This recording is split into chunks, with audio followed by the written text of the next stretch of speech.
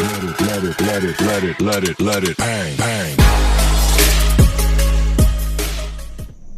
बच्चों, आपका हमारे चैनल पर स्वागत है। बच्चों, आशा करता हूं कि आप अच्छे होंगे।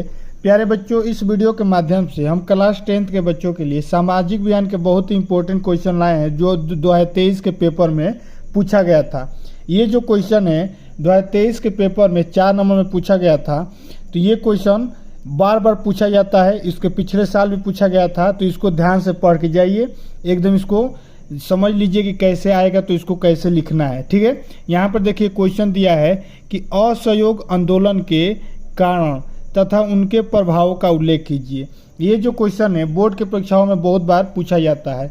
ठीक, तो आइए देखते हैं कि असहयोग आंदोलन क्यों हुआ था, कौन कौन से उसके कारण थे और उसके प्रभाव क्या क्या थे। तो यहाँ पर देखिए, सबसे पहले आप लोग हेडिंग डाल दीजिएगा असहयोग आंदोलन नॉन कॉर्पोरेशन मूवमेंट। ठीक, ये जो आंदोलन था 1920 ईस्वी में महात्मा गांधी के नेतृत्व में शुरू हुआ था। तो ऐसे पहला हेडिंग डालिएगा। तो कांग्रेस ने महात्मा गांधी के नेतृत्व में 1920 ईस्वी में असहयोग आंदोलन शुरू करने का निर्णय लिया था। महात्मा गांधी ने जब 1920 ईस्वी में ये आंदोलन जो था 1920 ईस्वी में स्टार्ट हुआ था। ठीक, ये जो आंदोलन था ये एक क्रांतिकारी कदम था। इस क्रांतिकारी परिवर्तन के अनेक कारण थे। पहला कारण ये था कि महात्मा गांधी को उम्मीद था कि ब्रिटिश सरकार जैसे ही प्रथम विश्व युद्ध खत्म होगा तो वो क्या करेंगे, उनकी बातों को मानेंगे। लेकिन उनके बाद बहुत सारी घटनाएं हुई, जलियांवाला बाग नरसंहार हुआ, पंजाब में मार्शल लॉ हुआ और हंटर कमेटी ने उनसे क्या किया, विश्वास उठा दिया। तो ऐसे लिखिएगा कि अब तक महात्मा गांधी ब्रिटिश सरकार की न्यायप्रियता में विश्वास रखते थे। उनको उम्मीद था कि जैसे ही प्रथम विश्व युद्ध खत्म होगा तो उनकी बातों को सुना जाएगा।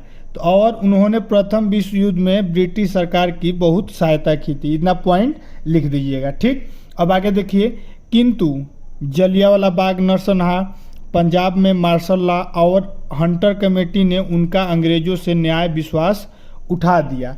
कौन कौन, जलियांवाला बाग नरसंहार हुआ, फिर उसके बाद मार्शल लॉ आ गया और हंटर कमेटी। ये तीनों जब मार्शल लॉ, बहुत बार पेपर में पूछता है कि मार्शल लॉ क्या है और हंटर कमेटी, ये हमारे बोर्ड में बहुत पूछता है 2 नंबर में। ठीक है, तो ये सब जब आया, जलियांवाला बाग हुआ तो उन्होंने अंग्रेजों से विश्वास हटा दिया और उन्होंने सोचा कि कुछ अब अलग करना पड़ेगा।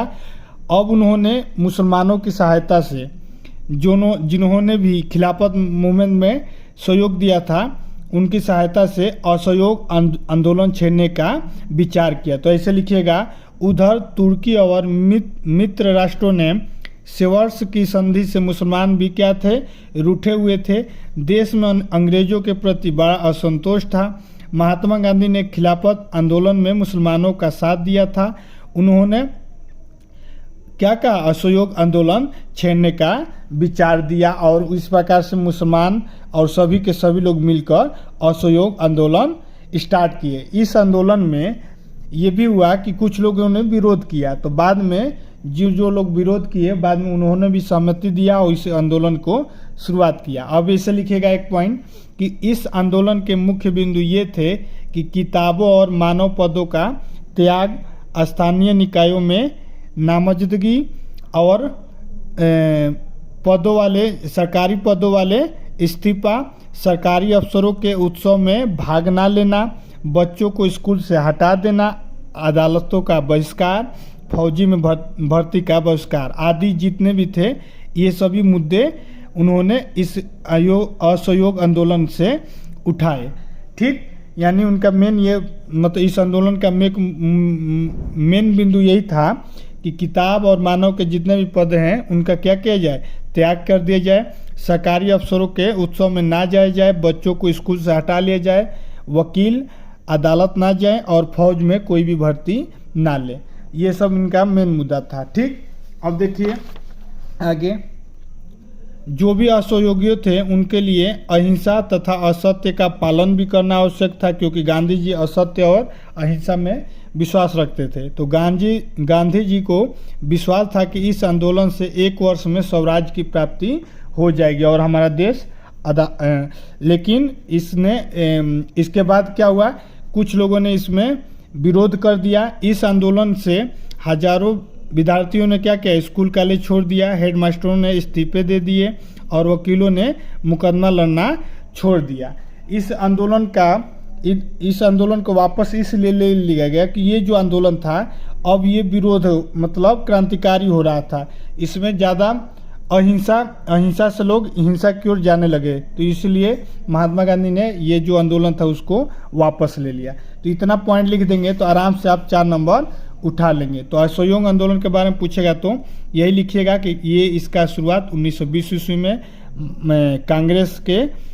कांग्रेस ने महात्मा गांधी के नेतृत्व में 1920 ईस्वी में असहयोग आंदोलन की शुरुआत किया था। यह बहुत ही क्रांतिकारी था। ये इसमें मेन मुद्दा ये था कि किताबों और मानव पदों का त्याग, बच्चों को स्कूल से हटा लेना, सरकारी अफसरों को उत्सव में भाग न लेना और फौज में भर्ती ना होना। इसमें मुसलमान भी क्या किए, सहायता किए और सभी ने मिलकर ये असहयोग आंदोलन की शुरुआत किया था। ठीक, इतना पॉइंट लिख देंगे तो आराम से आप 4 नंबर आएगा, 4 नंबर में इजीली कर ले जाएंगे। तो उम्मीद करता हूँ कि ये आपको टॉपिक समझ में आ गया होगा। मिलते हैं नेक्स्ट वीडियो में, और भी जो हमारी इंपॉर्टेंट टॉपिक्स है उस पर हम लोग चर्चा करेंगे। तब तक के लिए जय हिंद।